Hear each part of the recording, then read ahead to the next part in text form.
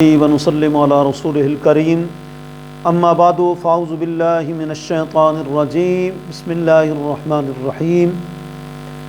دنیا بھر میں ہمارے چینل کو دیکھنے والے سامعین سامعات، آج کا ہمارا موضوع ہے جنت کے دروازے، جنت کے باغات، ان تک بندہ کیسے پہنچتا ہے۔ تو ذہن میں رکھیں کہ جنت اس کا یہ مفرد ہے اور اس کی جمع جنات ہے، اور جہنم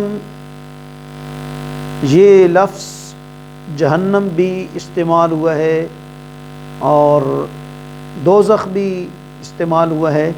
جنت کا معنی کیا ہوتا ہے؟ گھنے ایسے باغات کہ جن میں بندہ جب جائے تو چھپ جائے، اتنے گھنے ہوں کہ بندہ نظر نہ آئے، اس طرح کے باغات جو ہیں وہ جنت کے اندر ہوں گے۔ اور دوزخ کو جہنم کہتے ہیں، ھذہ جہنم التی کنتم توعدون۔ کافروں کو کہا جائے گا کہ یہ جہنم ہے جس کا تم سے وعدہ کیا گیا تھا۔ جہنم کا لفظ اصل میں چہنم سے بنا ہے، اور چہنم کا معنی ہوتا ہے گہرا کنواں، تو یہ بھی ایک گہرا کنواں ہے جس کے اندر دوزخیوں کو پھینکا جائے گا، اس لیے اس کو جہنم کہتے ہیں۔ دیکھیں جنت کے 8 دروازے کیسے کھلتے ہیں۔ آقا رحمت صلی اللہ علیہ وآلہ وسلم فرماتے ہیں کہ جب کوئی بندہ، اور یہ روایت صحیح مسلم کے اندر موجود ہے، جب کوئی بندہ وضو کر کے اور اس کے بعد پھر کیا پڑھتا ہے، بعض روایات میں اشہد ان لا الہ الا اللہ وحدہ لا شریک لہ واشہد ان محمدا عبدہ ورسولہ، بعض میں ہے کہ اشہد ان لا الہ الا اللہ واشہد ان محمدا عبدہ ورسولہ۔ یہ کلمات جب پڑھتا ہے تو اللہ کریم اس کے لیے جنت کے 8 دروازوں کو کھول دیتا ہے۔ اب جس میں وہ چاہے داخل ہو جائے، مطلب بالفرض محال اگر اس وقت اس کو موت آ جاتی ہے تو اللہ کریم اس کے لیے جنت کے دروازوں کو کھول دیتا ہے۔ حضرت بلال بن رباح حبشی رضی اللہ تعالی عنہ، حضور نے ان کو رات کو دیکھا کہ جنت میں وہ ٹہر رہے ہیں، ان کی جوتوں کی جو ہے وہ آہٹ حضور سن رہے ہیں، آواز آ رہی ہے۔ یہ صبح کی نماز میں، یہ صحیح مسلم میں روایت ہے، صبح کی نماز میں حضرت بلال رضی اللہ تعالی عنہ آئے تو حضور نے فرمایا کہ بلال تم کون سا پر امید عمل کرتے ہو جو جنت میں داخلے کا سبب بنتا ہے؟ میں نے تمہیں اپنے آگے آگے دیکھا کہ تم جنت کے اندر چل رہے ہو۔ جی تو عرض کی یا رسول اللہ صلی اللہ تعالی وسلم، اور تو کوئی میرا عمل نہیں ہے، بس ایک عمل کرتا ہوں، جب بھی دن ہو یا رات، جب بھی وضو کرتا ہوں، وضو کے بعد 2 رکعت نماز، جس کو ہم تحیۃ الوضو کہتے ہیں، نماز 2 رکعت نماز ہر وضو کے بعد پڑھتا ہوں۔ ہو سکتا ہے اللہ کریم اس عمل کی وجہ سے مہربان ہو گیا ہو۔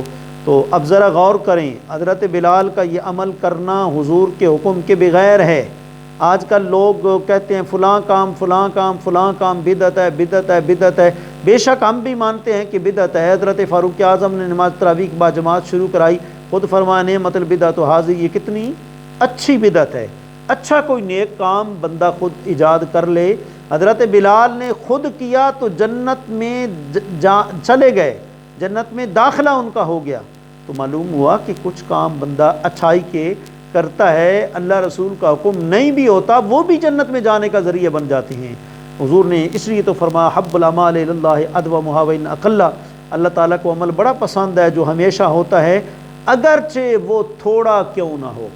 جی تو اس لیے بھائی جنت کے باغات مسجدیں ہیں، مسجدوں میں آ جاؤ، یہ یوں ہی اس لیے آتا ہے نا حدیث پاک میں کہ توڑ پھوڑ اگر باقی کسی گھر کی ہوگی، جب قیامت آئے گی تو ہو جائے گی، مسجدیں تو جیسی ہیں ایسی ہی اٹھائی جائیں گی اور جنت میں پہنچائی جائیں گی۔ اس لیے حضور نے فرمایا وَإِذَا مَرَرْتُم بِرِيَاضِ الْجَنَّةِ فَلْيَرْتَحُوا، جنت کے جب باغات کے پاس سے گزرو، جی جنت کی 8 کھڑکیاں 8 دروازے تو کھلتے ہیں جب وضو کے بعد کلمہ شہادت پڑھ لو، اور جنت کے باغات کے پاس جب گزرو تو پھر میوے کھا لیا کرو۔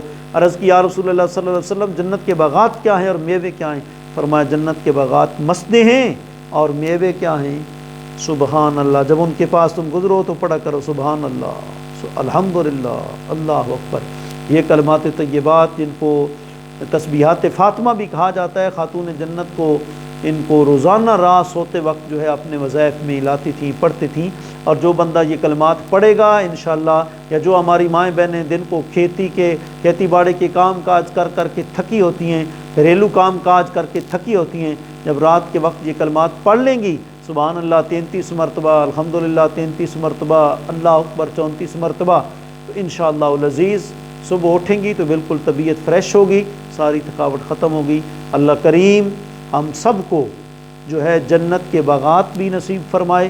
القبر روضۃ من ریاض الجنہ، حضور نے فرمایا قبر جنت کے باغوں میں سے ایک باغ ہے۔ جی ظاہر بات ہے کہ نیک اعمال کریں گے تو پھر ہی باغات میں جا کے سکون ہوگا، اگر کچھ نہیں کریں گے تو پھر سکون نہیں ہوگا۔ دنیا میں بھی اگر کوئی بندہ پارک میں بیٹھا ہے، کوئی اگر مری کے پہاڑوں میں باغات میں بیٹھا ہے، لیکن اندر سے اسے سکون نہیں ہے، اندر سے وہ یاد الہی نہیں کرتا، ذکر نہیں کرتا، الا بذکر اللہ تطمئن القلوب پر عمل نہیں کرتا، تو ظاہر بات ہے پھر سکون نہیں ہوگا۔ سکون تب بھی ہوتا ہے، رونق تب بھی ہوتی ہے جب بندہ نیک اعمال کرتا ہے، تو پھر جنت بھی ملتی ہے، جنت کے باغات بھی ملتے ہیں، جنت کی نعمتیں بھی ملتی ہیں۔ اللہ کریم اس لیے قرآن نے کہا وبشر الذین آمنوا وعملوا الصالحات ان لہم جنات، بشارت ان کو دو جو ایمان لانے کے بعد نیک عمل کرتے ہیں۔